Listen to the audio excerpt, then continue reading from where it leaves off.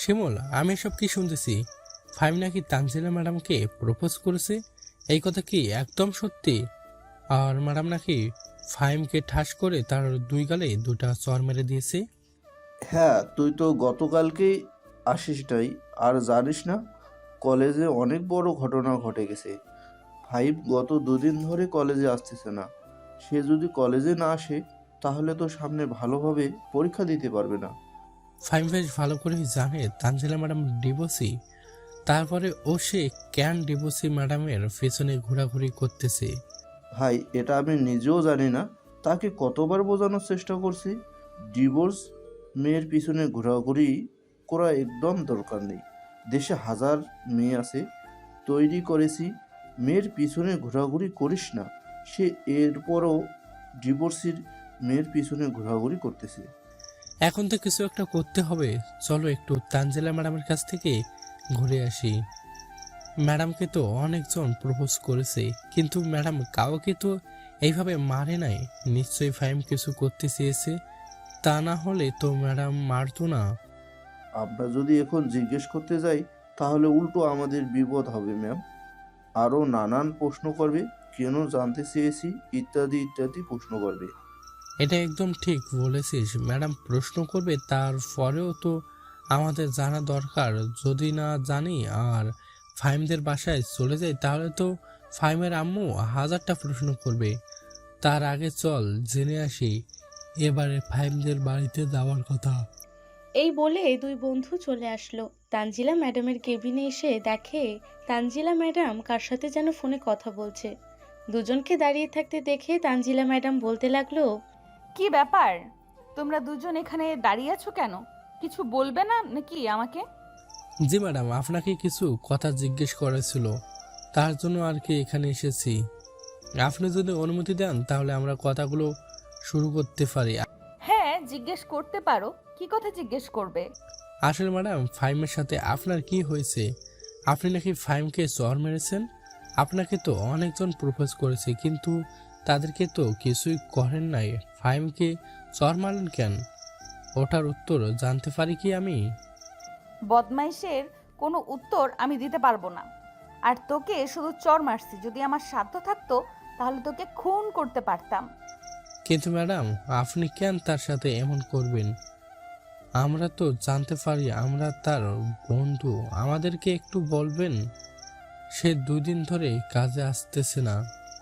আমাকে জিজ্ঞেস না করে তোমরা তোমাদের বন্ধুদেরকে গিয়ে জিজ্ঞেস করো, তাহলে তোমাদের বন্ধু তোমাদেরকে বলে দেবে যে কেন কলেজে আসতেছে না। আর আমাকে এসব প্রশ্ন করার জন্য কখনো আসবে না। আবার যদি তোমার বন্ধু এরকম কিছু একটা করে, তাহলে সত্যি সত্যি তোমার বন্ধুর খারাপ অবস্থা হয়ে যাবে। এমনকি আমি আইনের সহায়তাও নিতে বাধ্য হব তখন। তানজিলা ম্যাডামের কথা শুনে মেহেদি আর শিমুল চলে আসলো বাইরে। দুজনে হাঁটতে হাঁটতে ফাহিমদের বাড়ির উদ্দেশ্যে রওনা দিল। বেশ কিছুক্ষণ পর চলে আসলো ফাহিমদের বাড়িতে। কলিং বেল দিতেই ফাহিমের আম্মু এসে দরজা খুলে দিল। শিমুল আর মেহেদিকে আসতে দেখে ফাহিমের আম্মু বলতে লাগলো, শিমুল আর মেহেদি, ভালোই হয়েছে তোমরা চলে এসেছো। আমি আরও ভেবেছি তোমাদেরকে কল করে দেব। তোমরা কি জানো গত 2 দিন আগে ফাহিমের সাথে কি হয়েছে? ফাহিমের শরীরে অনেক জ্বর, সে বিছানা থেকে উঠতে পারতেছে না। তার গাল দুইটা ফুলে গেছে। 2 দিন আগে কলেজ থেকে আসার পর থেকে এরকম অবস্থা হয়েছে। আন্টি, কলেজ থেকে আসার পর এমন হয়েছে, হয়তো ফাহিম কোনো কিছু খেয়েছে বা তার কোনো কিছু অ্যালার্জি আছে, এটার জন্য এমন হয়েছে। আরে না, ফাহিমের কোনো জিনিসে অ্যালার্জি নেই। যদি অ্যালার্জি থাকতো তাহলে তো আমি আরও আগে জানতে পারতাম। ফাহিম বাহিরের খাবার একদম খায় না, এটা তো তোমরা ভালোই করেই জানো। কিন্তু তার গাল দুইটা অস্বাভাবিকভাবে ফুলে গেছে। ডাক্তার বলেছে যে হয়তো কেউ চড় মেরেছে অনেক জোরে। আরে না আন্টি, আপনি এসব কি বলেন? কলেজে আবার সে কার সাথে মারামারি করবে? কলেজে তেমন কেউ নেই যে আমাদের সাথে মারামারি করবে, কারণ সবাই জানে আমরা কেমন ছাত্র। শিমুল এইসব কথাবার্তা বলছে বেশ কিছুক্ষণ। এইসব কথাবার্তা বলা শেষ করে বসে আছে। এমন সময় ফাহিমের আম্মু বলতে লাগলো, তোমরা বসো, আমি তোমাদের জন্য কিছু রান্না করে নিয়ে আসতেছি। ওই তো ফাহিম আসতেছে, ফাহিমের সাথে কথাবার্তা বলো। ফাহিমের আম্মু চলে যেতেই ফাহিম শিমুল আর মেহেদিকে উদ্দেশ্য করে বলতে লাগলো, কি রে, কেমন আছিস তোরা দুইজন? আর তানজিলা ম্যাডাম কেমন আছে? কলেজে যাচ্ছে তো নাকি কলেজে যাচ্ছে না? শালা তুই ম্যাডামের কথা চিন্তা ভাবনা করতেছিস কেন? ম্যাডাম কলেজে আসতেছে নাকি আসতেছে না এটা তোর জানার দরকার নেই। তার আগে তুই আমাদেরকে বলতো, তুই ম্যাডামকে এমন কি করেছিস যে ম্যাডাম তোকে মারতে বাধ্য হয়েছে, আর তোকে এমনভাবেই মেরেছে যে তুই বিছানা থেকে উঠতে পারিস না কয়েকদিন ধরে? আসলে ম্যাডামকে আমি অনেক বড় একটা বাজে অফার করেছিলাম, এটার জন্য ম্যাডাম আমাকে মেরেছে। তবে প্রথম আমি ম্যাডামকে প্রপোজ করেছিলাম, আমার প্রপোজে রাজি হয় নাই দেখে আমি বাজে অফার করেছি। কিন্তু ম্যাডাম এতটা রেগে যাবে এটা আমি জানতাম না। যদি জানতাম তাহলে কখনোই এই রকম করতাম না। ও আচ্ছা, এখন বুঝতে পারছি। এখানে অপরাধ হচ্ছে তোর, এটার জন্যই ম্যাডাম তোকে এমনভাবে মেরেছে। কিন্তু তুই খারাপ অফার করতে গেলি কেন? ম্যাডাম তো কখনোই আমাদেরকে বাজে নজরে দেখে নাই। তুই ম্যাডামকে প্রপোজ করেছিস, ম্যাডাম মানেন নাই। কয়েকদিন ঘোরাঘুরি করতে যদি না মানতো তাহলে পরে একটা ব্যবস্থা করে দিত। কিন্তু তুই তো ডাইরেক্ট বাজে অফার দিয়েছিস। এখন ম্যাডাম কিভাবে মানবে তোকে বলবো আমাকে? এত কিছু জানি না, তবে এই ম্যাডামকে আমার লাগবে মানে লাগবেই। যা কিছু হয়ে যাক, এই ম্যাডামকে আমার লাগবেই। ফাহিম এসব কথাবার্তা বলছে তার বন্ধুদের সাথে। বেশ কিছুক্ষণ এইসব কথাবার্তা শেষ করে বসে রইল ফাহিম এবং তার আম্মু চলে আসলো। সবাইকে নুডলস দেওয়া শেষ করে চলে গেল আবার। এইদিকে শিমুল আর মেহেদি ফাহিমকে উদ্দেশ্য করে বলতে লাগলো, বন্ধু, আমরা এখন যাই, অনেক সময় চলে গেছে। এখানে বসেছিলাম, তুই যদি সুস্থ হোস তাহলে কলেজে যাবি, আর সুস্থ হওয়ার আগে চলে যাস না যেন আবার। 2 দিন পর কলেজে যাব, দোয়া করিস যাতে তাড়াতাড়ি সুস্থ হয়ে যাই। আর তানজিলা ম্যাডামকে বিয়ে করব মানে ম্যাডাম কি বিয়ে করব? ম্যাডামের দেমাগ আমি বের করে দিব। ডিভোর্সি হওয়ার পরেও এত রাগী এই প্রথম দেখলাম একটা মেয়েকে। ম্যাডামের ওই রাগের জন্যই হয়তো ডিভোর্স হয়েছে, তা না হলে ম্যাডাম দেখতে শুনতে খুবই ভালো, এক দেখায় সবার পছন্দ হয়ে যায়। এটা একদম ঠিক কথা বলেছিস, এমনই হতে পারে। তা না হলে তো ম্যাডামের সংসার কখনো ভাঙতো না। শিমুল এসব কথাবার্তা বলছে বেশ কিছুক্ষণ। এইসব কথাবার্তা বলা শেষ করে চলে আসলো বাইরে। এইদিকে ফাহিম তার রুমে গিয়ে বিছানায় শুয়ে শুয়ে গান শুনছে। অন্যদিকে তানজিলা ম্যাডাম ক্লাস শেষ করে বসে রইল তার কেবিনে। এমন সময় ফাহিমের কথা মনে পড়ে গেল। তানজিলা ম্যাডাম মনে মনে বলতে লাগলো, প্রত্যেকটা স্যার ম্যাডাম তাকে কত ভালোবাসে, আর সে ভেতরে ভেতরে এতটা খারাপ আমি আগে জানতাম না। ডিভোর্সি হয়েছে বলে কি এইভাবে বাজে অফার করবে, তাও আবার সামনাসামনি? তানজিলা মনে মনে এইসব কথা চিন্তা ভাবনা করছে। বেশ কিছুক্ষণ সময় এই সব কথা চিন্তা ভাবনা শেষ করে বসে রইল। এমন সময় ছুটির ঘন্টা দিতে তানজিলা ম্যাডাম তার ব্যাগপত্র নিয়ে বাড়ির উদ্দেশ্যে রওনা দিল। বেশ কিছুক্ষণের মধ্যে চলে আসলো তাদের বাড়িতে। কলিং বেল দিতেই তানজিলার আম্মু এসে দরজা খুলে দিল। তানজিলা বাড়িতে প্রবেশ করতেই তার আম্মু বলতে লাগলো, কিরে, তোকে না বলেছি কলেজে যাওয়ার দরকার নেই পড়ার জন্য? তুই তোর আব্বুর অফিসে যাবি পর্দা করে। আম্মু, এরকম অফার কেউ পায় না, আর আমি পেয়েছি, এই সুযোগ হারাতে চাই না সহজে। তুই তো আমাদের কথা কোনোটাই শুনিস না। জামাই ভালো না বলে তাকে ডিভোর্স দিয়ে চলে এসেছিস। এখন তো নিজের চোখেই দেখতে পাচ্ছি কেমন যাইতেছে তোর দিনকাল। স্বামীর ঘরে থাকতে তাহলে কত সুন্দর ভাবে থাকতে পারতি, তা না করে তুই চলে এসেছিস। আম্মু, তুমি যে জিনিস জানো না সেই জিনিস নিয়ে কখনোই কথা বলতে আসবে না। তার পরিবার কেমন, তারা আমার সাথে কেমন ব্যবহার করে, এটা তুমি জানো নাকি? আমি ওই বাড়িতে 2 মাস থেকেছি, সো আমি ওই 2 মাসে খুব ভালো করে চিনে গেছি। গাধার মতো সারাদিন পরিশ্রম করে রাতের বেলা একটু ঘুমাতেও পারি না, আবার ডাকাডাকি শুরু করে দেয়। হয়েছে, আর আমাকে বোঝাতে হবে না। তোর শ্বশুরবাড়ির পরিবার কেমন, তারা যদি ভালো না হতো তাহলে তোর বাবা কখনোই তাদের কাছে তোকে বিয়ে দিত না। যাই হোক, যা হবার হয়ে গেছে, এখন ফ্রেশ হয়ে আয়, আমি খাবার রেডি করতেছি। তানজিলা আর কিছু না বলেই চলে আসলো তার রুমে। ফ্রেশ হয়ে নিচে এসে খাওয়া দাওয়া করতে লাগলো। খাওয়া দাওয়া শেষ করে বসে বসে ফোন টিপছে। এমন সময় তানজিলার আম্মু বলতে লাগলো, তুই যদি বিয়ে করতে চাস তাহলে আমাদেরকে বলতে পারিস, আমরা তোর জন্য ভালো একটা ছেলে দেখব। আমার জন্য ভালো ছেলে দেখার দরকার নেই। আমার যদি কোনো ছেলে পছন্দ থাকে তাহলে আমি তাকে বিয়ে করতে পারবো।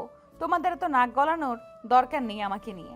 ঠিক আছে, তুই তোর মতো চলাচল কর, তোকে আর বিরক্ত করব না। তুই যেহেতু বিরক্ত মনে করিস তাহলে তোকে আর বিরক্ত করার দরকার নেই। এই বলে তানজিলার আম্মু চলে গেল রান্নাঘরে। অন্যদিকে তানজিলা নিচে বসে না থেকে চলে আসলো তার রুমে। বিছানায় শুয়ে আছে এমন সময় তানজিলার ফোনটা বেজে উঠলো। তাকিয়ে দেখে অপরিচিত নাম্বার থেকে কল এসেছে। কলটা রিসিভ করতেই ওপাশ থেকে বলতে লাগলো, আসসালামু আলাইকুম ম্যাডাম, আমি ফাহিম বলছিলাম। প্লিজ আমার কয়েকটা কথা শুনেন, প্লিজ ফোনটা কেটে দিয়েন না। ওয়ালাইকুম আসসালাম। কি বলবি তাড়াতাড়ি বল। তোর সাথে কথা বলার একদম ইচ্ছে নেই আমার। তোর মতো লুচ্চা ছেলের সাথে কথা বলার ইন্টারেস্ট নেই আমার একটুও। তানজিলা এইসব কথাবার্তা বলছে। বেশ কিছুক্ষণ এইসব কথাবার্তা বলা শেষ করেই ফাহিম তানজিলা ম্যাডামকে উদ্দেশ্য করে বলতে লাগলো, I am really sorry madam, আসলে আমি আপনার সাথে অনেক খারাপ ব্যবহার করেছি। আপনাকে যেই খারাপ কথা বলেছি, এই খারাপ কথার শাস্তি আমি পেয়েছি। আপনি আমাকে শাস্তি দিয়েছেন, প্লিজ এখন আমাকে মাফ করে দেন। আপনি যদি আমাকে মাফ না করেন তাহলে আমি কলেজে যেতে পারবো না। মাফ করা আর কলেজে আসার মধ্যে পার্থক্য কি আমি তো বুঝলাম না। আমাকে পার্থক্য বোঝাও, এরপরে মাফ করব। আসলে ম্যাডাম, আমি যদি কলেজে যাই তখন তো আপনার সামনে দেখা হবে, তখন আমি লজ্জায় মরে থাকবো। আর এখন যদি মাফ করে দেন তাহলে আপনার সামনে গিয়ে দাঁড়াতে পারবো, দুই একটা কথা বলতে পারবো। হ্যাঁ, বিষয়টা বুঝলাম, কিন্তু আমার কাছে মাফ না চেয়ে তুমি আল্লাহর কাছে মাফ চাও। আগামী 1 সপ্তাহ হয়তো আল্লাহ তোমাকে মাফ করে দিতে পারে। 1 সপ্তাহ পর আমাকে কল দিবে, মনে থাকে যেন। এই বলে তানজিলা কলটা কেটে দিল। এদিকে ফাহিম বিছানায় শুয়ে আছে আর মনে মনে বলছে, তানজিলা এসব কথাবার্তা বলতেছে। এমন সময় তানজিলার রুমের ভেতরে প্রবেশ করলো তার ছোট ভাই মুস্তাকিম। তানজিলা তার ছোট ভাইকে দেখে বলতে লাগলো, কিরে পিচ্চি, তুই হঠাৎ এখানে কি করিস? আর কিছু বলবি নাকি আমাকে? আপু, অনেকদিন হয়েছে ঘুরতে যাইনি, আমাকে শুক্রবারের দিন ঘুরতে নিয়ে যাবে? আচ্ছা, আমি যদি শুক্রবারে ঘুরতে বের হই তাহলে তোকে নিয়ে যাব। তবে এখন শিওর দিয়ে বলতে পারতেছি না শুক্রবারে ঘুরতে বের হব নাকি বের হতে পারবো না। আমি এত কিছু জানি না, আমাকে নিয়ে যেতে হবে মানে নিয়ে যেতেই হবে। মুস্তাকিম এসব কথাবার্তা বলতেছে তার আপুকে। এইদিকে তানজিলা কি করবে বুঝে উঠতে পারছে না। বেশ কিছুক্ষণ যাওয়ার পর মুস্তাকিমকে হ্যাঁ বলে দিল। হ্যাঁ বলার পর মুস্তাকিম খুশি হয়ে চলে গেল তানজিলার রুম থেকে। দেখতে দেখতে রাত হয়ে আসলো। রাতে সবাই খাওয়া দাওয়া শেষ করে বসে আছে। এদিকে ফাহিম মেসেজ দিল তানজিলা ম্যাডামকে। তানজিলা ম্যাডাম মেসেজে রিপ্লাই দিয়ে বলতে লাগলো, কিরে, তোর সমস্যা কি? এত রাতে মেসেজ দিয়ে ডিস্টার্ব করতেছিস কেন আমাকে? আপনি লাইনে আছেন তাই আর কি আপনাকে মেসেজ দিয়ে ডিস্টার্ব করতেছি। আমাকে আর এখন মেসেজ দিবি না, আমি এখন ঘুমাবো। আর তোকে যেটা বলেছি সেটা যেন কাল থেকে শুরু করিস। যদি কাল থেকে শুরু করতে পারিস তাহলে আগামী সোমবারে দেখা হবে তোর সাথে। আর যদি না পারিস তাহলে মেসেজ দিয়ে জানিয়ে দিস। কোনো ব্যবস্থা তো করতে পারবো না, তোকে আরও শাস্তি দেব। এই বলে তানজিলা অফলাইনে চলে গেল। এইদিকে ফাহিম বেশ কিছুক্ষণ রিলস দেখে ঘুমের দেশে পাড়ি জমালো। পরের দিন ঘুম থেকে উঠে ফাহিম বসে আছে এমন সময় তার হাতে থাকা ফোনটা বেজে উঠলো। তাকে দেখে তার বন্ধু ফোন দিয়েছে। কলটা রিসিভ করতে ওই পাশ থেকে ফাহিমের বন্ধু বলতে লাগলো, কিরে ফাহিম, তোর এখন কি অবস্থা? মুখের ফোলা কমেছে নাকি? হ্যাঁ, মুখের ফোলা কমে গেছে, কিন্তু আমি আরও আগামী 1 সপ্তাহ কলেজে যেতে পারবো না। তানজিলা ম্যাডামকে বলেছি যে মাফ করে দেওয়ার জন্য। তানজিলা ম্যাডাম বলেছে আল্লাহর কাছে মাফ চাইতে। এই 1 সপ্তাহ দেখি আল্লাহর কাছে মাফ চাইব। ঠিক আছে। মেহেদি এসব কথাবার্তা বলতেছে বেশ কিছুক্ষণ। এই সব কথাবার্তা বলা শেষ করে ফোনটা কেটে দিল। এদিকে ফাহিম এসে খাওয়া দাওয়া করে বসে আছে। এমন সময় ফাহিমের আম্মু বলতে লাগলো, কিরে ফাহিম, এইভাবে চুপচাপ বসে বসে আছিস কেন? মুখ ফোলা তো কমেছে, এখন তাহলে কলেজে তো যেতে পারবি। কলেজে চলে যা তুই। এখন যাব না আম্মু, আরও কয়েকদিন পরে যাব। মুখের ফোলা তো কমেছে কিন্তু দাঁতে ব্যথা এখনও আছে। ও আচ্ছা, তাহলে তোর দাঁতের ব্যথা ভালো করতে হবে। আমি আজকে বিকেলে ডাক্তারের কাছে যাব, তখন না হয় তোকে ওষুধ এনে দিব। ঔষধ আনার দরকার নেই, গতকালকে মেহেদি আমাকে ওষুধ দিয়ে গেছে। ওই ওষুধগুলো খেলে একদম ঠিক হয়ে যাব আমি। ও আচ্ছা, ঠিক আছে, তাহলে ওই ওষুধগুলো খা। ফাহিম তার আম্মুকে আর কিছু না বলে চলে আসলো তার রুমে। বিছানায় শুয়ে আছে এমন সময় ফাহিম তার ফোনটা হাতে নিয়ে মেসেজ দিল তানজিলা ম্যাডামকে। তানজিলা ম্যাডাম মেসেজ পেয়ে ফাহিমকে উদ্দেশ্য করে বলতে লাগলো, আমি জানতাম তো তুই কোনো কিছুই করতে পারবি না, এটার জন্যই এখন মেসেজ দিয়েছিস। তুই কালকে কলেজে আয়, তোকে অন্যরকম একটা শাস্তি দিব। আমার কথা না শুনেই আপনি কেন বলতেছেন যে আমি পারবো না? আমি তো আজকে মাপ চেয়েছি, আর এটা বলার জন্য আপনাকে মেসেজ দিয়েছি, আর আপনি কি না উল্টাপাল্টা বলতেছেন আমাকে? হ্যাঁ, তোকে উল্টাপাল্টা বলতেছি। তুই সত্যি কথা বলেছিস সেটা আমি বুঝবো কি করে? তুই তো মিথ্যা বলতে পারিস, কারণ তোদের মতো ছেলেদের বিশ্বাস করা যায় না। ও আচ্ছা, এখন বলতে চাচ্ছেন আমাদের মতো ছেলেদের বিশ্বাস করা যায় না? হ্যাঁ, তোদের মতো ছেলেদের বিশ্বাস করা যায় না, কারণ তোরা যা ইচ্ছে তাই করতে পারিস। এই বলে তানজিলা ম্যাডাম আবার অফলাইনে চলে গেল। এইদিকে ফাহিম অনেকগুলো মেসেজ দিল, মেসেজের উত্তর না পেয়ে ফাহিম ওই মেসেজগুলো ডিলিট করে রেখে চলে আসলো বাইরে। কিছুক্ষণ ঘোরাঘুরি করে চলে আসলো বাড়িতে। দুপুরে খাওয়া দাওয়া শেষ করে ফাহিম বসে আছে, এমন সময় তার ফোনটা আবারও বেজে উঠলো। তাকিয়ে দেখে তার আব্বু কল দিয়েছে। কলটা রিসিভ করতে ওপাশ থেকে ফাহিমের আব্বু বলতে লাগলো, কিরে ফাহিম, তুই কোথায় আছিস? একটু অফিসে আসতে পারবি? আমি সকালবেলা খাবার নিয়ে আসতে ভুলে গেছি। তুই তোর আম্মুকে বল খাবার দেওয়ার জন্য। আচ্ছা আব্বু, আমি কিছুক্ষণের মধ্যে আসতেছি। এই বলে ফাহিম কলটা কেটে দিয়ে চলে আসলো নিচে। তার আম্মুকে উদ্দেশ্য করে বলতে লাগলো, আম্মু, আব্বু নাকি খাবার নিয়ে যায় নাই, আমাকে ফোন দিয়েছে। এখন বলেছে যে খাবার নিয়ে যাওয়ার জন্য অফিসে। তুমি খাবারটা তাড়াতাড়ি রেডি করে দাও। ফাহিমের আব্বু ফাহিমকে খাবার রেডি করে দিতেই ফাহিম খাবার নিয়ে চলে আসলো তার আব্বুর অফিসে। কিছুক্ষণ অফিসের ভেতরে ঘোরাঘুরি করে ফাহিম চলে আসলো বাসায়। বিকেলে ফাহিম তার আম্মুর কাছে বলে বের হয়ে পড়লো পার্কে যাওয়ার উদ্দেশ্যে। বেশ কিছুক্ষণ পর চলে আসলো পার্কে। সবাই একসাথে বসে আছে এমন সময় ফাহিম বলতে লাগলো, তাওহিদ, আজকে তো তুই কলেজে গিয়েছিলি তাই না রে? কলেজে কি নীলিমা এসেছে নাকি আজকেও যায় নাই? নীলিমা তো অনেক আগে গেছে, কিন্তু তুই নীলিমাকে খোঁজাখুঁজি করতেছিস কেন? তার সাথে তো আমাদের বন্ধুত্ব শেষ হয়ে গেছে। হ্যাঁ, শেষ হয়ে গেছে, কিন্তু কেন শেষ হয়েছে এটা তো তোরা জানিস না। গতকালকে নীলিমা রাতে আমাকে মেসেজ দিয়েছে এবং অনেক কিছু বলেছে। কিভাবে আমাদের মধ্যে ফাটল ধরেছে, কিভাবে কি হয়েছে, ইত্যাদি ইত্যাদি সব কিছুই আমাকে জানিয়েছে। তার মানে এইসব কিছু অনিকের জন্য হয়েছে? হ্যাঁ, এই সব কিছু অনেকের জন্য হয়েছে, কারণ সে নীলিমার সাথে রিলেশন করার নাটক করেছিল। আর এই নাটক শেষ হতে হতে কি কি হয়েছে এটা তোরা খুব ভালো করেই জানিস। হ্যাঁ, এখন বুঝতে পারলাম। আমাকে আর বলতে হবে না। আমি নীলিমাকে ফোন দিয়ে বলতেছি এখানে আসার জন্য। এরপরে না হয় আমরা তার কাছে মাপ চেয়ে নিব, কারণ ভুল তো আমরা করেছি। কিছু না জেনে বুঝে তাকে আমরা অপমানিত করেছি। হ্যাঁ, তাকে ফোন দিয়ে বল এখানে আসার জন্য। তাওহিদ ফোন দিল নীলিমাকে। প্রায় আধা ঘন্টা পর নীলিমা সবার সামনে আসতেই সবাই নীলিমার কাছে মাপ চাইতে লাগলো। এইদিকে নীলিমা সবাইকে উদ্দেশ্য করে বলতে লাগলো, গতকালকে আমি ফাহিমকে সব কিছু বলার পর এখন তোরা সবাই তোদের ভুলটা বুঝতে পারছিস। এর আগে তো একবারও আমাকে জিজ্ঞাসা করিস নাই। আমাকে জিজ্ঞাসা করলে কি আমি তোদেরকে পুরোটা বলতাম না, কি কি হয়েছে আর কি কি না হয়েছে? আর ওই অনেক আমাকে তার প্রেমের জালে ফাঁসিয়ে এরপরে এই রকম করেছে, তারও বিচার করব, চিন্তা করিস না। সরি রে নীলিমা, আমি বুঝতে পারি নাই। আমিও তোকে ভুল বুঝেছি, কিন্তু আমি তো তোকে সত্যি ভালোবাসতাম, আর আমার সত্যি ভালোবাসা তুই বুঝতে পারলি না। আকাশ, আমি তোর কাছে ফিরে যেতে চাই, প্লিজ তুই আমাকে ফিরিয়ে নে। আমার যে আর কোনো উপায় নেই দেখে আমি যেটা করেছি, এটা হয়তো ভুল করেছি, কিন্তু আমি তো তোদের ছাড়া চলতে পারবো না। আকাশ, নীলিমা যেহেতু তার ভুলটা বুঝতে পারছে, তাহলে তুই নীলিমাকে আপন করে নে। আর অনেকের একটা ব্যবস্থা করব, চিন্তা করিস না। আমি কয়েকদিন পর তো কলেজে যাব, এরপরে তাকে দেখে নিব। এর আগে তোরা তাকে কিছুই করিস না।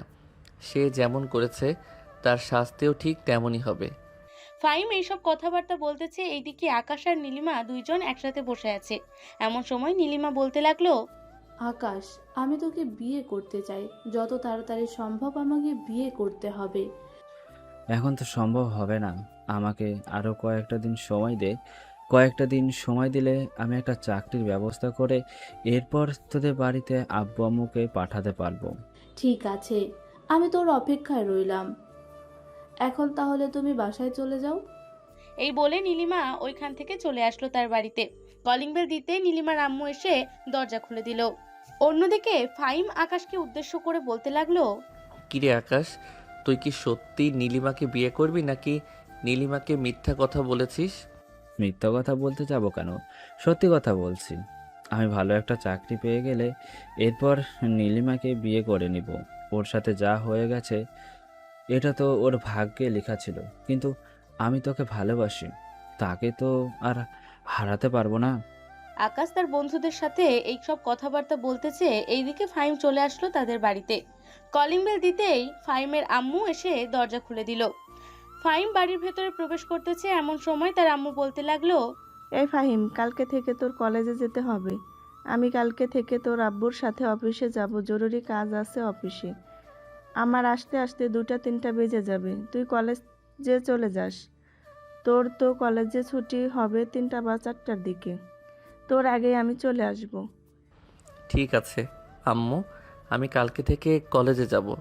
ফাহিম তার আম্মুর সাথে এইসব কথাবার্তা বলতেছে বেশ কিছুক্ষণ। এইসব কথাবার্তা বলে তার রুমে এসে ফোন দিল তানজিলাকে। কলটা রিসিভ করতে ওই পাশ থেকে তানজিলা বলতে লাগলো, কিরে, তোকে না বললাম তুই আমাকে ফোন দিবি না? তারপরও কেন ফোন দিতেছিস? গতকালকে বিরক্ত করেছিস, আবার আজকেও বিরক্ত করতেছিস। ম্যাডাম একটু বোঝার চেষ্টা করেন, আমি আপনাকে সত্যি অনেক ভালোবাসি। আমি আপনাকে বিয়ে করতে চাই। প্লিজ ম্যাডাম, আমার কথাটা অন্তত মানেন। এইসব কথা অনেকেই বলতে পারে, কিন্তু বিয়ের পর সবাই বদলে যায়। আমি তোকে বিয়ে করতে পারবো না। তুই প্লিজ আমাকে আর কল দিস না ফাহিম। আমি তোর ম্যাডাম হই। এই বলে তানজিলা কলটা কেটে দিল। আম্মু একটা পিচ্চি ছেলে, মানে আমার এক স্টুডেন্ট আমাকে পছন্দ করে আর বিয়ে করতে চাইছে, কিন্তু আমি তাকে মানা করতেছি। এমনিতেই আমি একজন ডিভোর্স নিয়ে তার সাথে, সে যদি আবার আমাকে বিয়ে করে তাহলে তার জীবনটা পুরোপুরি নষ্ট হয়ে যাবে। আমি চাই না কারো জীবন নষ্ট করতে। আম্মু, অনেক কারণ আছে, এগুলো তোমাকে বলে বোঝাতে পারবো না, আর তোমাকে বললেও বুঝবে না। তানজিলা এইসব কথাবার্তা বলতেছে বেশ কিছুক্ষণ। এইসব কথাবার্তা বলা শেষ করে বসে আছে। এমন সময় তার ফোনটা আবারও বেজে উঠল। তাকিয়ে দেখে ফাহিম আবারও কল দিয়েছে। কলটা রিসিভ করে তানজিলা ফাহিমকে বকা দিতে লাগলো, এই কুত্তা, তোকে বলেছি না আমাকে কল দিবি না? তারপরেও কেন তুই আমাকে কল দিতেছিস? একবার বারণ করার পরও তুই কেন বারবার আমাকে কল দিয়ে ডিস্টার্ব করতেছিস? প্লিজ ম্যাডাম, আমাকে মানা করবেন না। আমি আপনাকে সত্যি সত্যি অনেক ভালোবাসি। আপনি একটু বোঝার চেষ্টা করেন। তুই যে আমাকে সত্যি সত্যি ভালোবাসিস, এটার প্রমাণ কি? এটা প্রমাণ আমি নিজেই। আপনি যা বলবেন আমি তাই করতে রাজি আছি। যদি বলেন আত্মহত্যা করার জন্য, তাহলে আমি আত্মহত্যা করতে রাজি আছি। আচ্ছা, তুই কালকে কলেজে আয়, এরপরে আমি দেখব তুই আমার জন্য কি করতে পারিস। আর এখন ফোন রাখ, আমার মাথা এমনিতেই গরম হয়ে আছে। তুই আর ফোন দিয়ে আমাকে বিরক্ত করিস না এখন। এই বলে তানজিলা কলটা কেটে দিয়ে বসে আছে।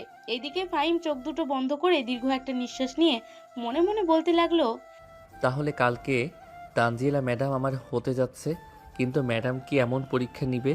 ম্যাডাম যদি বলে আত্মহত্যা করার জন্য আমাকে, তাহলে কি আমি আত্মহত্যা করতে পারবো? ফাহিম এইসব কথা চিন্তা ভাবনা করতেছে বেশ কিছুক্ষণ। এইসব কথা চিন্তা ভাবনা করার পর বিছানা থেকে উঠে চোখে মুখে পানি দিয়ে নিচে নেমে এসে বসে রইল সোফায়। এমন সময় ফাহিম তার আম্মুকে উদ্দেশ্য করে বলতে লাগলো, আচ্ছা আম্মু, আমি যাকে পছন্দ করি সে কেন আমাকে চায় না? আমি কি দেখতে খারাপ, নাকি আমার ফেস কাটিং ভালো না, আমার চালচলন ভালো না? কি বলতেছিস এসব তুই? দেখতে তো মাশাআল্লাহ অনেক সুন্দর। আর তোকে যে দেখবে এক দেখাতেই ভালোবেসে ফেলবে। আর তুই বলতেছিস তোর ফেস কাটিং ভালো না? হ্যাঁ, আমার ফেস কাটিং ভালো না। আমি আমার ম্যাডামকে খুবই পছন্দ করি। তুমি জানো আমার গাল ফুলে গিয়েছিল কেন? আমি ম্যাডামকে প্রপোজ করেছিলাম। ম্যাডাম প্রথমে কিছু বলে নাই, পরে ম্যাডাম না করে দেওয়াতে আমি ম্যাডামকে খারাপ কথা বলেছি। তখন ম্যাডাম আমার 2 গালে চড় মারছে। এটার কারণে আমার গাল ফুলে গিয়েছিল। ও আচ্ছা, এখন বুঝতে পারলাম। আচ্ছা যাই হোক, তুই তোর ম্যাডামকে পছন্দ করিস এটা আমাকে আগে বললেই হতো। তোর ম্যাডামের বাড়ির ঠিকানা দিস, আমি তোর ম্যাডামের বাড়ির থেকে ঘুরে আসব। দেখি তার পরিবারকে বলে তারা রাজি হয় কিনা। তারা হয়তো রাজি থাকবে, কিন্তু ম্যাডাম রাজি থাকবে না, কারণ হচ্ছে ম্যাডাম একজন ডিভোর্সি। মানে তুই এসব কি বলতেছিস? তোর ম্যাডাম বিয়ে করেছে আর তুই কি না তোর ম্যাডামকে ভালোবাসিস? এটা কখনোই সম্ভব না। আমি তো আরও আগে মানা করব তোকে বিয়ে করার জন্য। ডিভোর্সি মেয়ে বিয়ে করলে তুই কখনো সুখী হতে পারবি না। আমি সুখী হতে পারি আর না পারি এটা তোমার দেখার বিষয় না। তাকে আমায় লাগবে মানে লাগবে, তাকে ছাড়া আমি ভালো থাকতে পারবো না। দেখ ফাহিম, তোর আব্বু যদি একবার জানতে পারে তাহলে তোকে কিন্তু সত্যি সত্যি মারবে। তুই এতটুকু বড় হয়েছিস, আজ পর্যন্ত তোর গায়ে হাত তোলে নাই তোর আব্বু, আর এখন তুই বেয়াদবি করতেছিস। এই বেয়াদবির জন্য কিন্তু তুই সত্যি সত্যি তোর আব্বুর তোকে মারতে পারে। মাইলে মারবে, তারপরেও আমি ম্যাডামকে বিয়ে করব। তোমরা আমাকে আটকাতে পারবে না, আর আটকালেও আমি তোমাদের কাছে থাকবো না। এই বলে ফাহিম ওইখান থেকে চলে আসলো তার রুমে, কারণ সে জানে নিচে যত থাকবে তার আম্মু তার সাথে তত চিল্লাচিল্লি করবে। ফাহিম তার রুমে এসে গেম খেলতে লাগলো। গেম খেলা শেষ করে ফেসবুকে প্রবেশ করতেই দেখতে পেল আকাশ মেসেজ দিয়েছে তাকে অনেকগুলো। কি মেসেজ দিয়েছে চলেন আমরাও দেখে আসি। ফাহিম, আমি তো তোদের সাথে কথাবার্তা বলে বাড়িতে চলে এসেছিলাম। বাড়িতে এসে শুনতেছি আব্বু আম্মু নাকি আমার চাচাতো বোনকে পছন্দ করেছে, তার সাথে নাকি আমার বিয়ে ঠিক করবে। এখন আমি কি করব বুঝে উঠতে পারছি না। আমি আব্বু আম্মুকে বলতেও তো ভয় পাইতেছি। আরে ভয় পাওয়ার দরকার নেই, তুই তোর আব্বু আম্মুকে গিয়ে বল। যদি তোর কথা না শুনে তারপর আমাকে ফোন দিয়ে বলিস, এরপর আমি ব্যবস্থা করতেছি কি করা যায়। ফাহিম এইসব কথাবার্তা বলতেছে বেশ কিছুক্ষণ। এইসব কথাবার্তা বলার পর ফাহিম কবে থেকেই চলে আসলো নিচে। অন্যদিকে আকাশ তার আব্বু আম্মুর সামনে দাঁড়িয়ে বলতে লাগলো, আব্বু আম্মু, তোমাদের সাথে আমার কিছু গুরুত্বপূর্ণ কথা ছিল। কথা হচ্ছে, আমি আমার চাচাতো বোনকে বিয়ে করতে পারবো না। আমি একটা মেয়েকে পছন্দ করি, আমি এই মেয়েটাকে বিয়ে করব। তুই যে কাউকে পছন্দ করিস এটা আমাদেরকে আগে বলিস নাই কেন? আমাদেরকে যদি আগে বলতি তাহলে কি আমরা তোর চাচাতো বোনের সাথে বিয়ে ঠিক করতাম নাকি? তোমরা আমার সাথে কোনো কথাবার্তা না বলে কেন বিয়ে ঠিক করবে? তোমার কি একবারও মনে হলো না যে আমার অনুমতি নেওয়ার প্রয়োজন ছিল এই বিয়েতে? এখন এই বিয়ে ভাঙবে। কখনোই না। আমরা তাদের কাছে ছোট হয়ে যাব। আমরা কারো কাছে ছোট হতে চাই না। তোর যদি এতই ঠেকা পড়ে তাহলে তুই গিয়ে তোর চাচাতো বোনের সাথে কথা বলে দেখ। তোর চাচাতো বোন কি বলে? একমাত্র সেই পারে তার আব্বু আম্মুকে মানা করতে। হ্যাঁ, সে তো পারবেই। ওয়েট, আমি এখনই তাকে ফোন দিচ্ছি।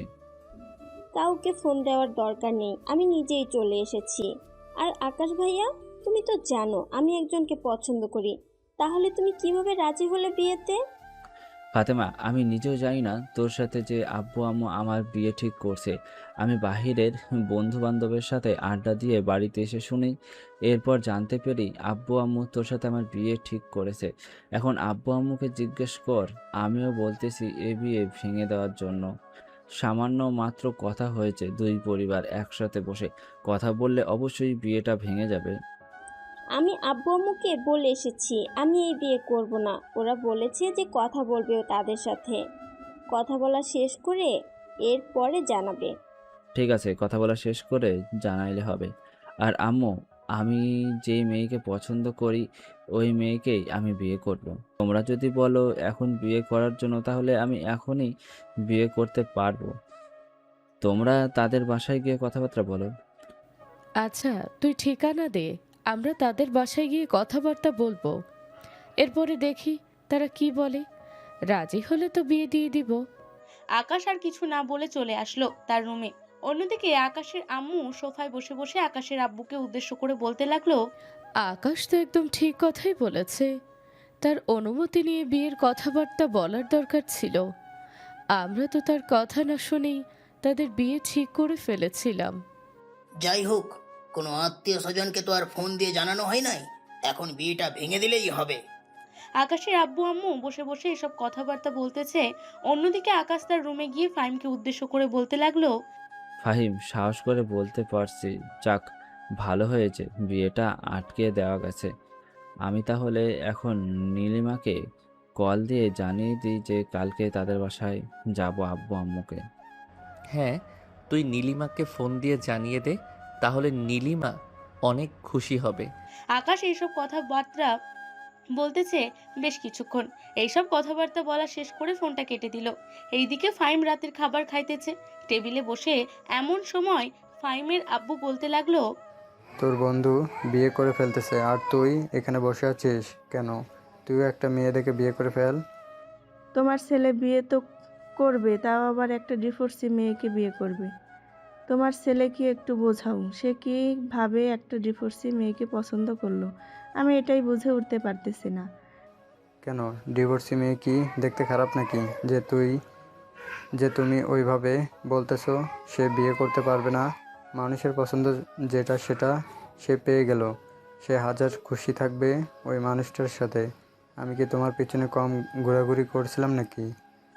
না, কম ঘোরাঘুরি করো নাই, কিন্তু ফাহিম তো সারা জীবন থাকবে তার সাথেই, তাই বলে একটা ডিভোর্সি মেয়েকে বিয়ে করবে? এটা আমি মানতে পারলাম না। আমি যতদিন বেঁচে আছি ততদিন আমি এই বিয়ে মেনে নিব না। তুমি বিয়ে মেনে নিবে, 100 বার মেনে নিবে। ফাহিম বিয়ে করে নিয়ে চলে আসলে তুমি মানবে না কেন? একদিন না একদিন তোমাকে মানতেই হবে।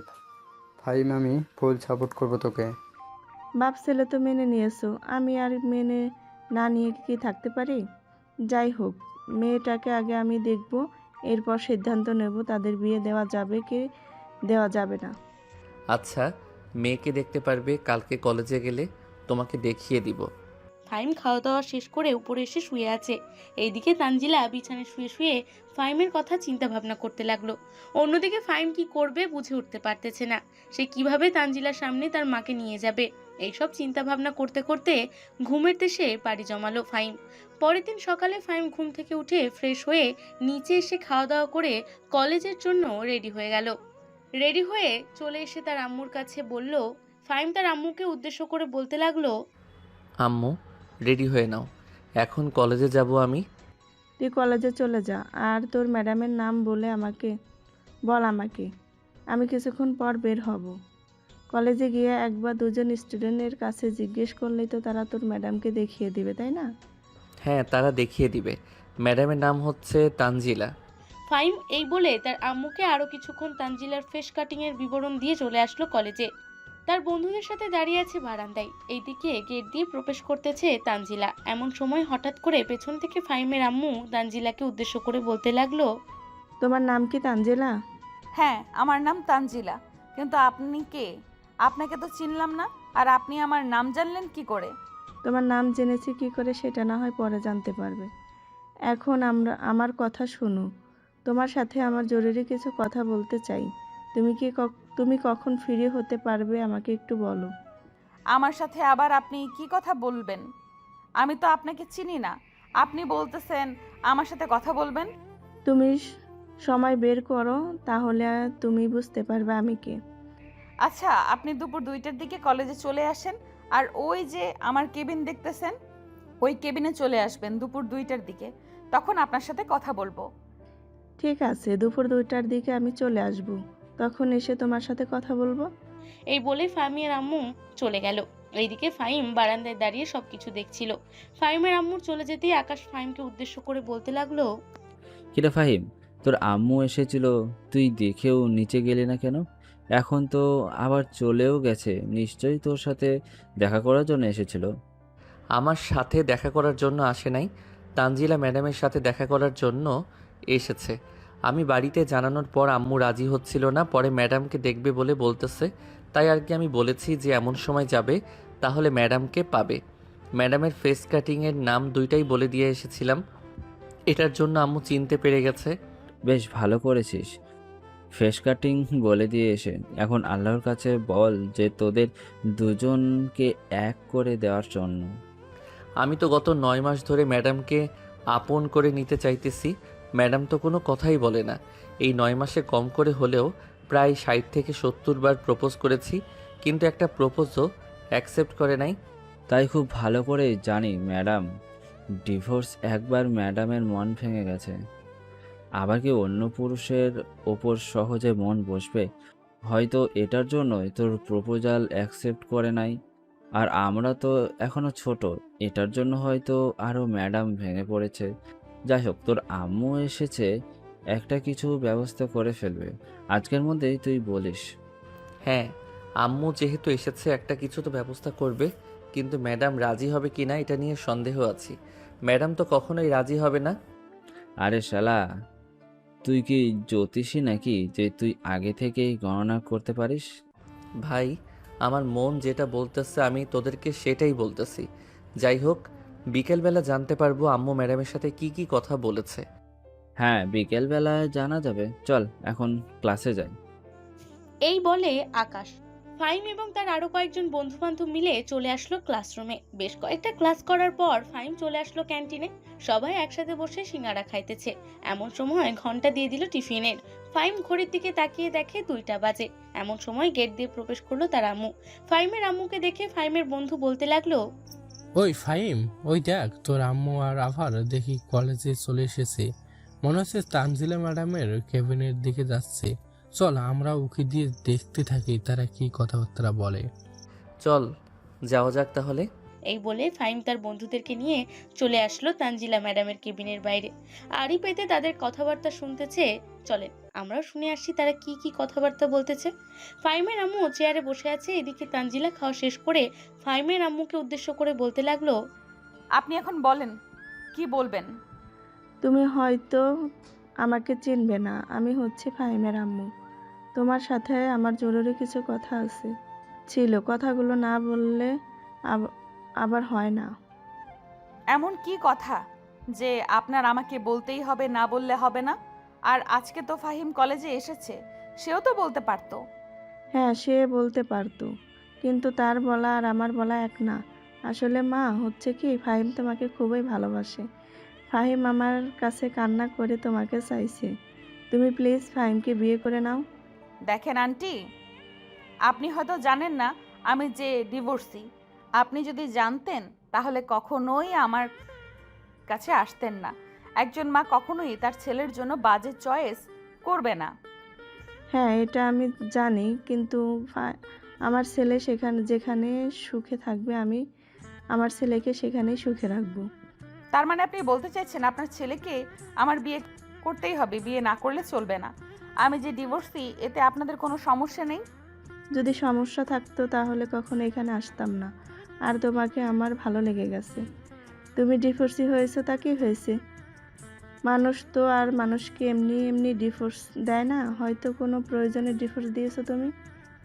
আপনাকে আমি বলে বোঝাতে পারবো না, কিন্তু আমি আপনাকে লাস্ট বারের মতো বলতেছি, আপনি আরও 2 দিন চিন্তা ভাবনা করে এরপরে আমাকে সিদ্ধান্ত জানান। আমি যদি আপনার ছেলেকে বিয়ে করি, তখন যদি আপনার ছেলে আমার সাথে 2 রাত বা 3 রাত কাটিয়ে পরে যদি বলে যে আমাকে আর ভালো লাগে না, তখন তো আবার আমার ডিভোর্স হবে। তার চাইতে ভালো হবে আপনি একটু চিন্তা ভাবনা করেন, চিন্তা ভাবনা করলে ভালো হবে। আমি অনেক চিন্তা ভাবনা করে এরপর এখানে এসেছি। আমার ছেলের সুখ দেখতে চাই আমি। তুমি কি পারবে না আমার ছেলেকে সুখে রাখতে? সুখে তো সবাই রাখতে পারে, দুঃখে আর রাখে কে? তবে একটা কথা বলতে চাই, আমি আপনার ছেলে আমার সাথে খুবই খারাপ একটা ব্যবহার করেছে। এই খারাপ ব্যবহার যতদিন আমার মনে থাকবে, ততদিন আমি আপনার ছেলেকে কখনোই মাফ করব না। আমি ফাহিমকে বলে দেব তোমার কাছে এসে যাতে মাপ চেয়ে নেয়। থাক, মাফ চাওয়ার দরকার নেই। আর আপনি 1 সপ্তাহ পর চিন্তা ভাবনা করে এরপরে আমাকে সিদ্ধান্ত জানাবেন। আমিও 1 সপ্তাহ চিন্তা ভাবনা করি, যদি মনে হয় এই বিয়েটা করলে আমার জন্য ভালো হবে, তাহলে আমি বিয়েটা করতে রাজি হব।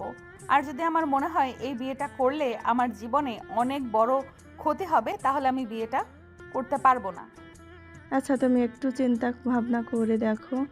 আশা করি তুমি চিন্তা ভাবনা করে দেখলে তোমার জন্য কোনো অসম্ভব কাজ হবে না।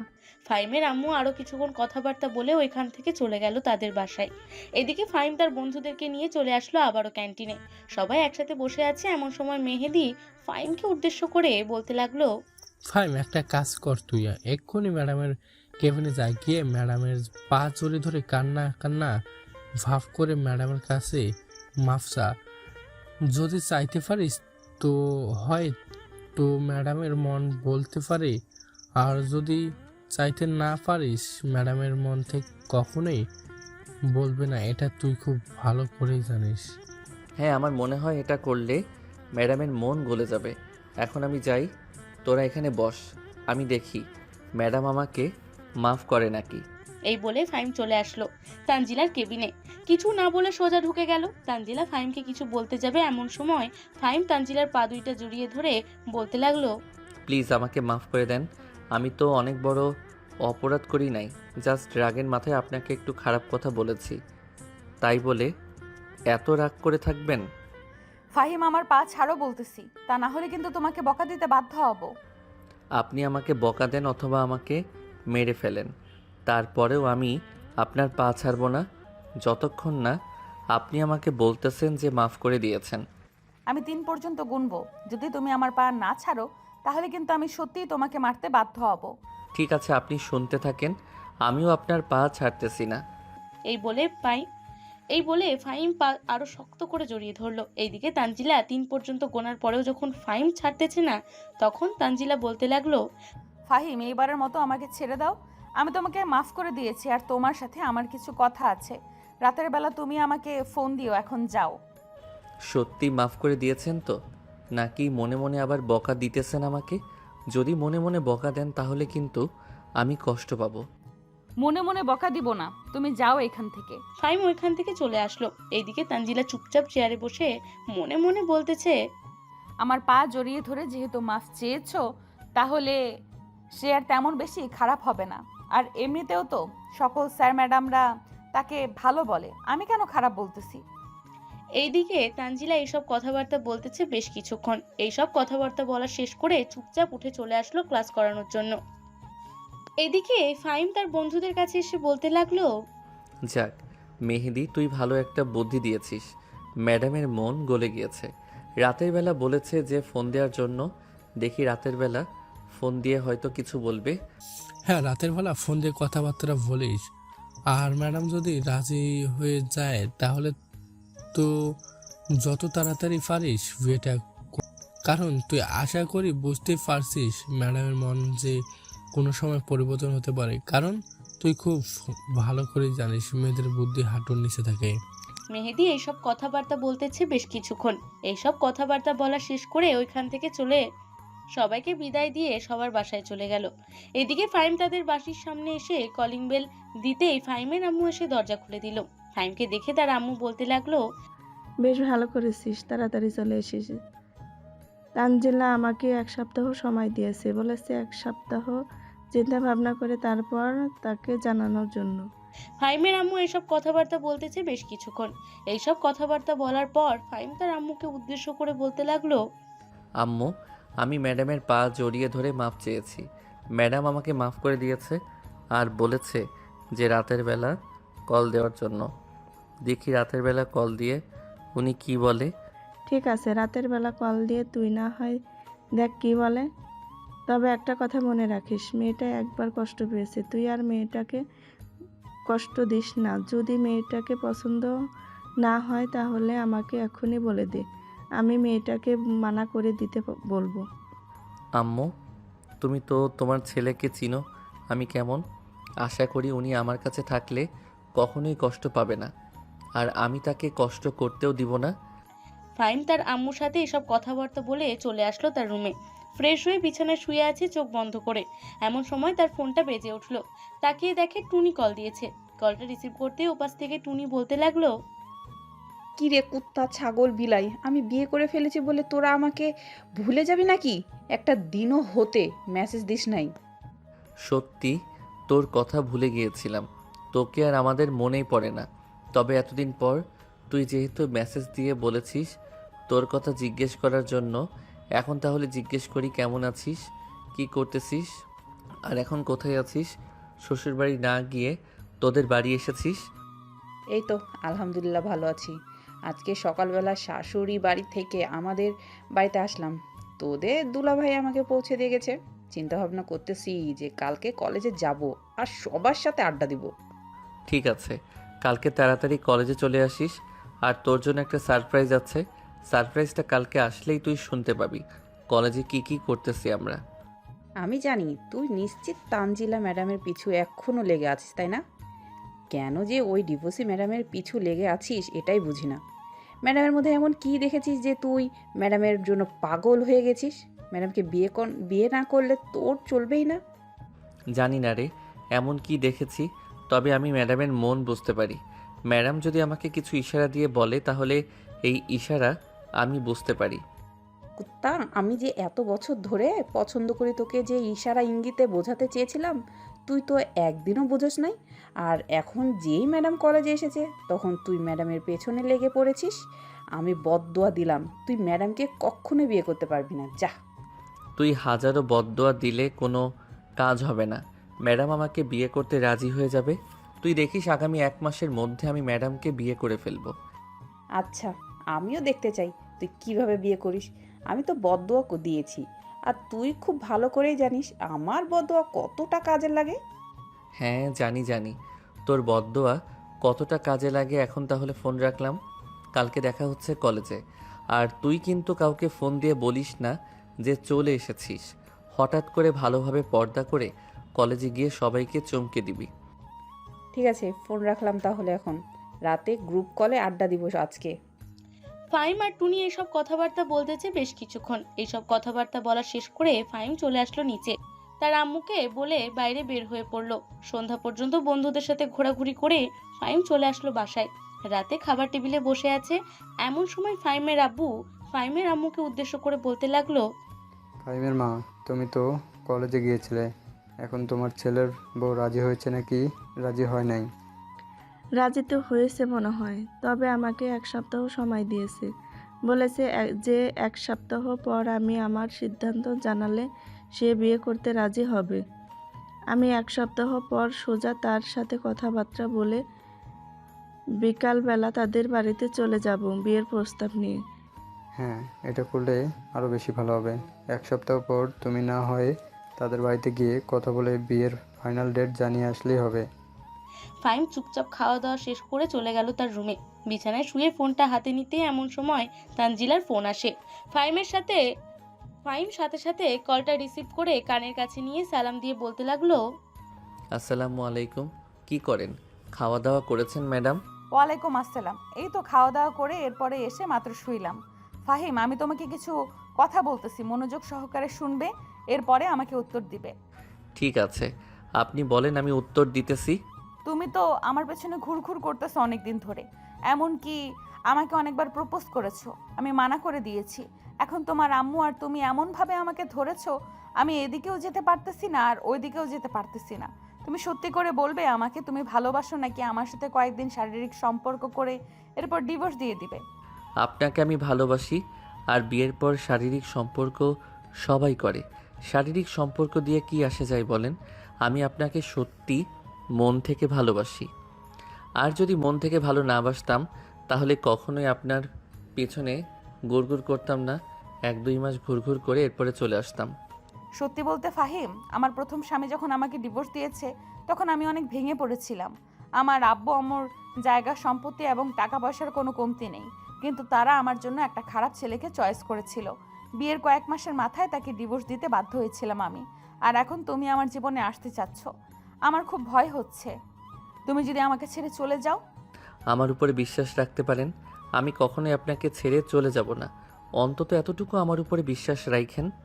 ঠিক আছে, তারপরেও আমি যেহেতু তোমার আম্মুকে বলেছি 1 সপ্তাহ পর আমার সাথে দেখা করার জন্য, উনি 1 সপ্তাহ পর আমার সাথে দেখা করলে তখন আমি আমার সিদ্ধান্তটা জানিয়ে দিব।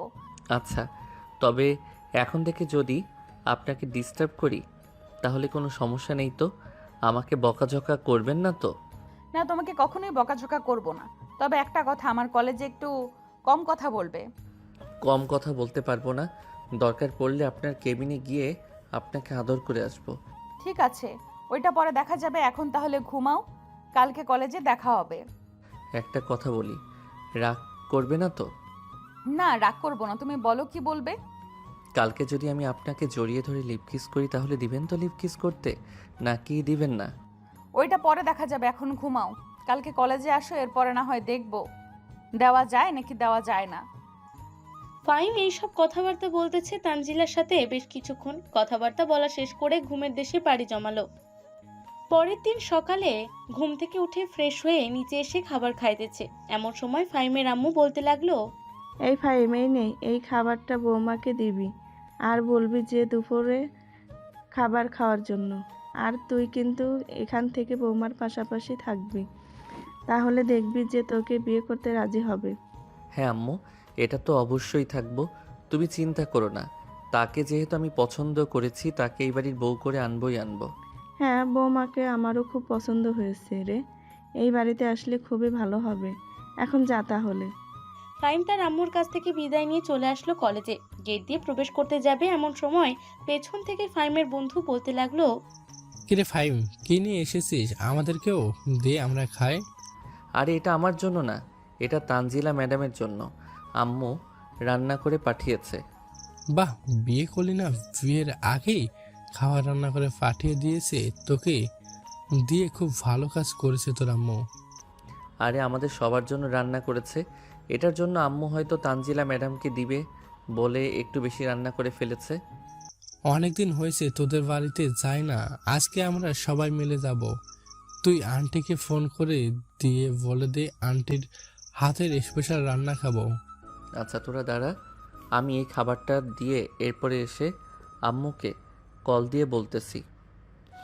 আচ্ছা যা, আর একটু আদর যত্ন করে আসিস, তাহলে দেখবি তোর প্রতি আকর্ষণ থাকবে। এটা আবার বলতে হয়? তোরা দেখ, এখন গেলে 10 মিনিট পর বের হব। এই বলে ফাইম তানজিলা ম্যাডামের কেবিনে উদ্দেশ্যে হাঁটা দিল। বেশ কিছুক্ষণ পর চলে আসলো তানজিলা ম্যাডামের কেবিনে। এসে দেখে তানজিলা ম্যাডাম গল্পের বই পড়তেছে।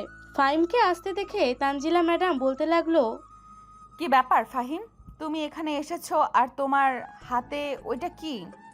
আম্মু আপনার জন্য রান্না করে পাঠিয়েছে, এইটা বলেছে দুপুরে খেয়ে নেওয়ার জন্য। রান্না করে পাঠানোর কি দরকার ছিল? তুমি যদি বলতা তাহলে বিকেলবেলা তোমাদের বাসায় যেতাম। এটা তুমি দুপুরে খেয়ে নেবে, তাও আবার আমার সামনে বসে। আমিও খাবার নিয়ে এসেছি।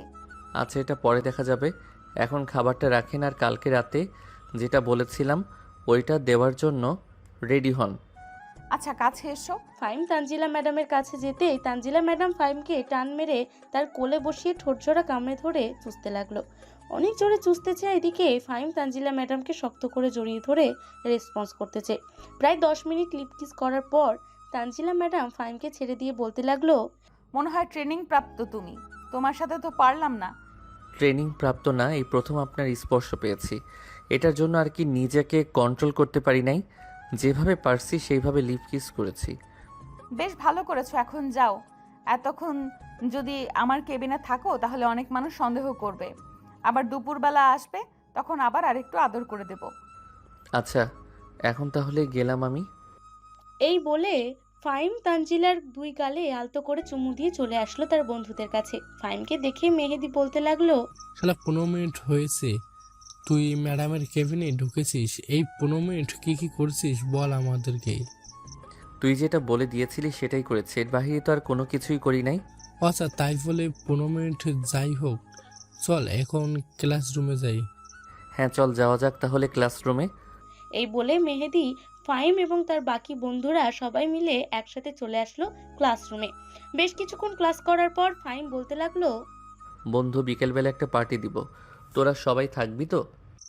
কিসের পার্টি দিবি আগে সেটা তো বলবি, সেটা শোনার পর না হয় চিন্তা ভাবনা করব থাকবো নাকি থাকবো না।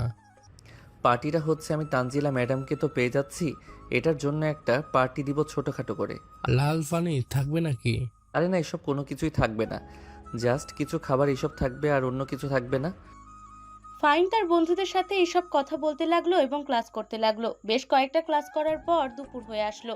দুপুরে লাঞ্চের ব্রেক দিতেই ফাইম তার বন্ধুদের কাছ থেকে বিদায় নিয়ে চলে আসলো তানজিলা ম্যাডামের কেবিনে। এসে দেখে তানজিলা ম্যাডাম বসে বসে ফোন টিপতেছে। ফাইমকে আসতে দেখে তানজিলা ম্যাডাম বলতে লাগলো, চলে এসেছো?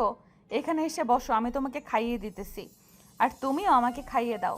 ফাইম তানজিলা ম্যাডামের পাশে বসে একে অপরকে খাইয়ে দিতে লাগলো। বেশ কিছুক্ষণ খাওয়া দাওয়া শেষ করার পর প্রায় 10 মিনিট রেস্ট করে ফাইম চলে যেতে যাবে এমন সময় তানজিলা বলতে লাগলো, কি ব্যাপার, আদর না করে চলে যাচ্ছ? আদর করবে না নাকি আমাকে? অবশ্যই করব, আদর না করে তো যাই নাই, দরজাটা হালকা একটু চাপিয়ে দেওয়ার জন্য গিয়েছিলাম। এই বলে ফাহিম দরজাটা হালকা চাপিয়ে দিয়ে চলে আসলো তানজিলা ম্যাডামের কাছে। তানজিলা ম্যাডামকে উদ্দেশ্য করে বলতে লাগলো, এখন কিন্তু অনেক বেশি আদর করব। আবার কান্না করবেন না তো আমার আদর পেয়ে? তুমি যত ইচ্ছা আদর করতে পারো, আর কান্না করব কেন? তুমি আমাকে আদর করবে আর আমিও তোমাকে আদর করব। এই বলে দুজন দুজনকে আদর করতে লাগলো। প্রায় 15 মিনিট আদর করার পর হঠাৎ করে তানজিলা ফাহিমের ঠোঁটে কামড় দিয়ে বসলো আর বলতে লাগলো, ব্যথা পাও নাই তো ফাহিম? আসলে হঠাৎ করে কিস করেছি তো, তাই আর কি কামড় দিয়ে ফেলেছি। না, ব্যথা পাই নাই, তবে বিয়ের পর এইভাবে আদর করবেন তো, নাকি আবার আদর করা ছেড়ে দিবেন? এখন তোমাকে যেইভাবে আদর করতেছি, বিয়ের পর এর চাইতে আরো কঠিনভাবে আদর করব তোমাকে। তুমি আদর খেতে খেতে বিরক্ত হয়ে যাবে। ও আচ্ছা, তাই নাকি? আমি আদর খেতে খেতে বিরক্ত হয়ে যাব? তবে আমাকে যেমন আদর খেতে খেতে বিরক্ত করবেন, আমিও আদর করতে করতে তোমাকে অসুস্থ বানিয়ে ফেলবো। আচ্ছা, দেখা যাবে কতটুকু পাওয়ার আছে। এখন যাও, অনেকক্ষণ হয়েছে। তুমি আমার কেবিনে এসেছো, কেউ যদি দেখে তাহলে সমস্যা হবে। ফাহিম চলে আসলো বাইরে। তার বন্ধুদের কাছে আসতেই মিতু ফাহিমকে হালকা একটু ধাক্কা দিয়ে বলতে লাগলো, ভালোই তো দেখতেছি, ম্যাডামের সাথে ইটিস পিটিস করতেছিস, আবার কয়েকদিন পর বিয়েও করবি। এটা তো অবশ্যই করব। তোরা শুধু দেখতে থাক ম্যাডামকে কিভাবে আদর যত্ন করি আমি। তাকেই কর। আমরা তো কত প্রপোজ করেছিলাম, আমাদেরকে তো পাত্তাই দিলি না। ডিভোর্সি ম্যামকে বিয়ে করবি, তবে আদর যত্ন একটু বেশি করে করিস, যাতে তাড়াতাড়ি বেবি চলে আসে তোদের। এটা নিয়ে চিন্তা নেই, এটা তো খুব তাড়াতাড়ি করব। সবাই এইসব কথাবার্তা বলতে লাগলো। দেখতে দেখতে বিকেল হয়ে গেল। কলেজ ছুটি দিতেই ফাহিম তানজিলার সাথে কিছুক্ষণ কথা বলে ওইখান থেকে চলে আসলো বাড়িতে। ফ্রেশ হয়ে তার আম্মুর কাছ থেকে বিদায় নিয়ে চলে আসলো তাদের আড্ডাখানায়। বেশ কিছুক্ষণ আড্ডা দিয়ে বন্ধুদেরকে নিয়ে চলে আসলো একটা রেস্টুরেন্টে। খাওয়া দাওয়া শেষ করে সবাই সবার বাড়ির দিকে যেতে লাগলো। এইদিকে ফাহিম একা একা বাড়িতে যাইতেছে, এমন সময় তার ফোনটা বেজে উঠলো। পকেট থেকে ফোনটা বের করতেই দেখতে পেল তানজিলা কল দিয়েছে। কলটা রিসিভ করতে ওই পাশ থেকে তানজিলা বলতে লাগলো, ফাহিম, তুমি কি বাড়ির বাহিরে নাকি? হ্যাঁ, আমি তো বাড়ির বাইরে আছি। কেন, কিছু বলবে নাকি? হ্যাঁ, তুমি বাসায় গিয়ে আমাকে কল দাও আর শাশুড়ি আম্মুর কাছে ফোনটা দিবে। আমি কথা বলবো শাশুড়ি মায়ের সাথে, আর আম্মু আব্বুও কথা বলবে। আচ্ছা, তবে একটা কথা, খুব তাড়াতাড়ি বিয়েটা করতে হবে।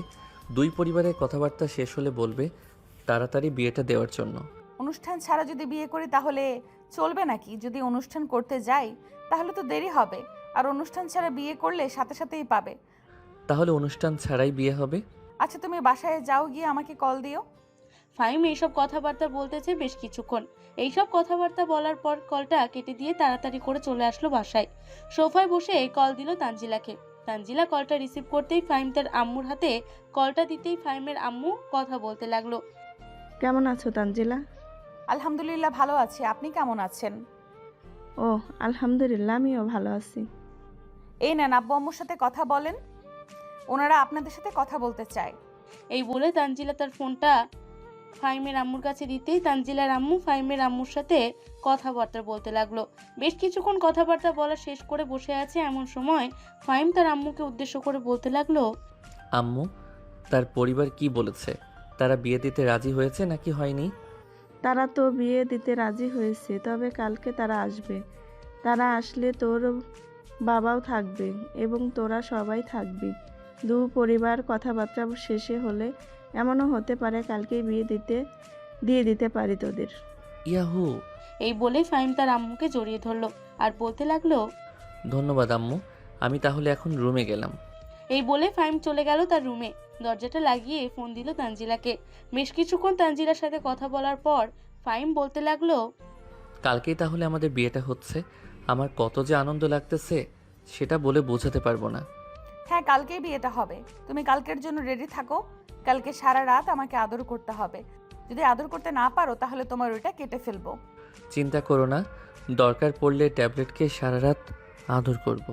কালকে রাতের আদর মিস হবে না, তোমাকে এটা বলে রাখলাম। হ্যাঁ, মনে থাকে যেন এটা। দুজন কথা বলতে বলতে রাত হয়ে গেল। রাতে ফাহিম এবং তার আব্বু আম্মু খাবার টেবিলে বসে খাবার খাইতেছে। এমন সময় ফাহিমের আম্মু ফাহিমের আব্বুকে উদ্দেশ্য করে বলতে লাগলো, কালকে তানজিলার আব্বু আম্মু এবং তানজিলা আসবে। দুই পরিবারের সাথে কথাবার্তা ফাইনাল করে এমনও হতে পারে কালকেই বিয়েটা হয়ে যাবে। তাহলে তো ভালোই হয়েছে, আমিও ছুটি নিয়ে এসেছিলাম, ভেবেছিলাম কালকে একটু সময় কাটাবো। বেশ ভালো করেছো। কালকে তারা সকাল সকাল চলে আসবে। তুমি সকাল সকাল বাজারে গিয়ে বাজার করে আনবে। আমি রান্না করব, রান্না বান্না করে ফেলবো। কালকেই বিয়েটা হয়ে যাবে। আর ফাহিম, তুই তোর বন্ধুদেরকে খবর দিয়ে রাখিস। আচ্ছা, খবর দিয়ে রাখবো। ফাহিম খাওয়া দাওয়া শেষ করে রুমে গিয়ে তানজিলার সাথে কথা বলতে লাগলো। কথা বলতে বলতে রাত পার করে দিল। পরের দিন সকালে ফাহিম এবং তার আব্বু বাজার সদাই এনে বসে বসে টিভি দেখছে যে এমন সময় কলিং বেল বেজে উঠতেই ফাহিম গিয়ে দরজা খুলে দিল। সামনেই তাকিয়ে দেখে তানজিলা তার আব্বু আম্মুকে নিয়ে দাঁড়িয়ে আছে। ফাহিম তানজিলার আব্বু আম্মুকে সালাম দিয়ে বাড়ির ভেতরে নিয়ে আসলো। সবাই একসাথে বসে কথাবার্তা বলতেছে। এইদিকে তানজিলা আর ফাহিম রুমে এসে একে অপরকে জড়িয়ে ধরে বলতেছে, আজকে তাহলে এই দেহটা আমার হবে।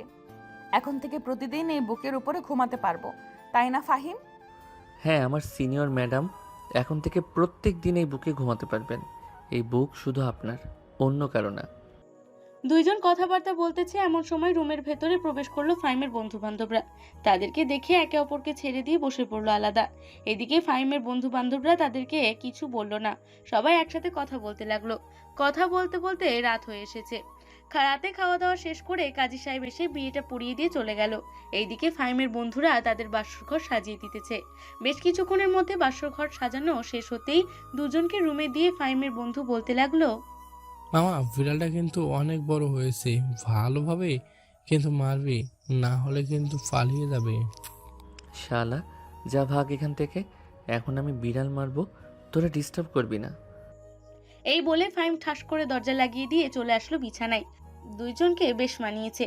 দুইজন বেশ কিছুক্ষণ গল্প করলো। এইদিকে ফাহিম গল্প করতে করতে তানজিলার একদম কাছে চলে এসেছে। হঠাৎ করে তানজিলার ঠোঁটে কিস করতে লাগলো। এইদিকে তানজিলাও নিজেকে ছেড়ে দিল ফাহিমের ওপরে। তানজিলাকে কিস করতে করতে তানজিলার কাপড়গুলো খুলতে লাগলো। বেশ কিছুক্ষণের মধ্যে কাপড় খোলা শেষ হতেই ফাহিম চোখ বড় বড় করে তাকিয়ে বলতে লাগলো, আজকে তাহলে এই সব কিছু আমার। হ্যাঁ, আজকে এই সব কিছু তোমার। এই নাও, এখন শুরু করো, আমি পুরো রেডি আছি। ফাহিম তানজিলাকে আদর করা শুরু করলো। বিভিন্ন জায়গায় কিস করতেছে আর হালকাভাবে কামড় দিতেছে। বেশ কিছুক্ষণ এইভাবে যাওয়ার পর ফাহিম তানজিলার উপরে ঝাঁপিয়ে পড়লো বিড়াল মারার জন্য। ফাহিম বিড়াল মারতে থাকুক, আমরাও বিদায় নিই। সবাই তাদের দুজনের জন্য দোয়া করবেন, তারা দুইজন যাতে খুব ভালো থাকে। তাহলে আজকে এখানেই সমাপ্ত করলাম।